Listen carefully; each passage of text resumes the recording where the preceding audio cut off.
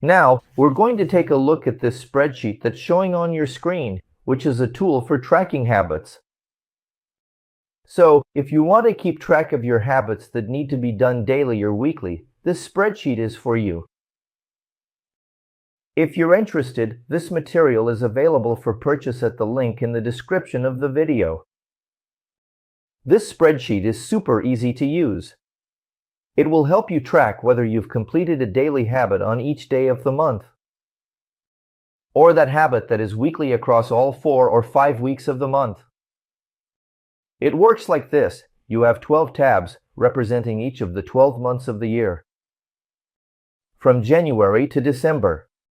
You need to log in the activities column for each of the months.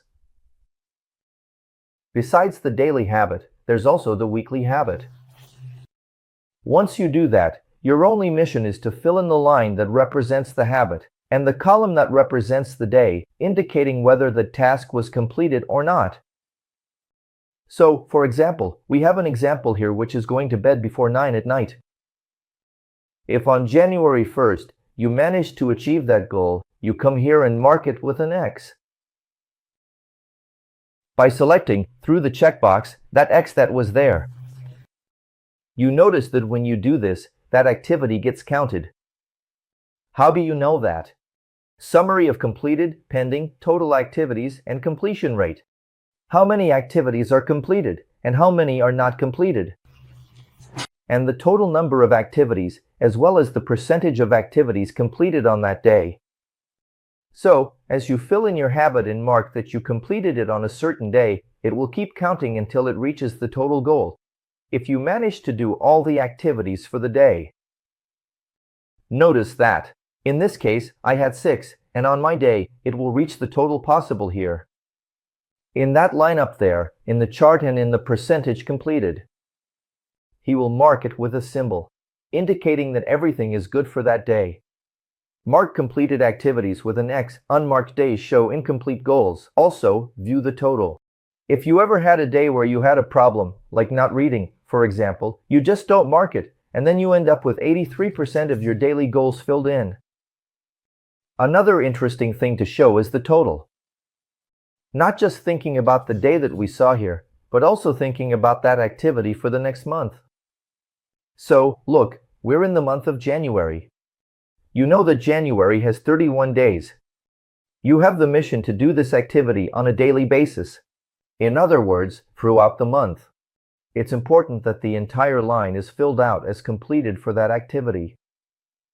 So, for example, drinking 2 liters of water. Mark an activity done. Monthly activity counter shows completion percentage. There's a counter that will count your monthly activity and shows your completion percentage. If, e.g., we set it for the whole month, what percentage of the month were you able to complete that activity? Of course, if, for example, we set it for the whole month, it will also show 100% because you completed the activity for all 31 days in that month. The same thing goes for weekly habits.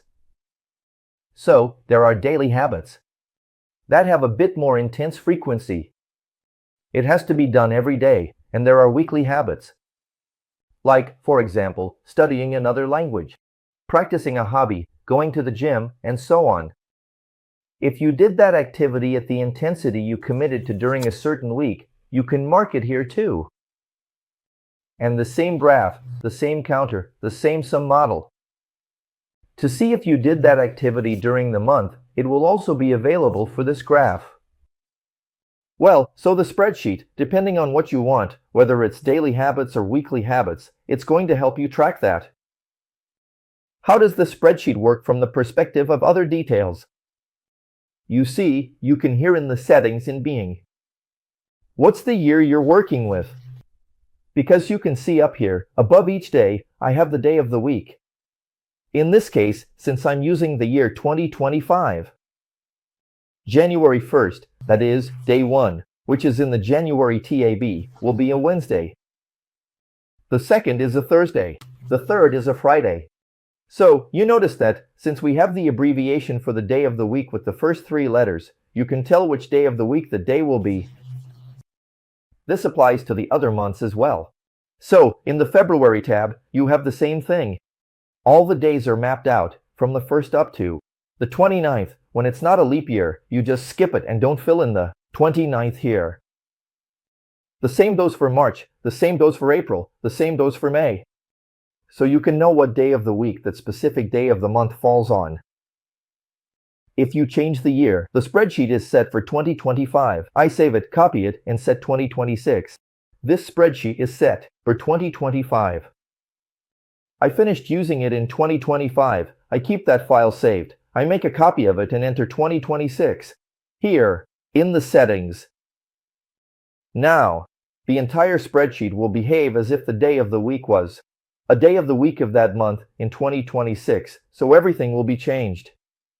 You just need to clear the data here where you fill it in, and the spreadsheet is ready to be used again. So that's it. You just need to fill in what year you're going to have in this spreadsheet. What are the daily activities you need to complete? What are the weekly habits you need to complete? This applies to each of the months because you can change your habits from one month to another. And then, when you have everything ready, just come here. And when you complete it on the day, you mark it with an X, and the spreadsheet is very dynamic. It will already show you what you completed for that activity throughout the month, or if you hit your daily or weekly goal.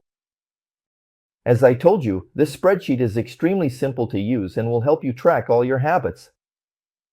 If you are interested in this material, it is a very robust material that is available for purchase at the link in the video description. Don't miss the chance to get this valuable material that will help you track all the habits you need to monitor. Don't miss this opportunity. We'll see each other around. Take care.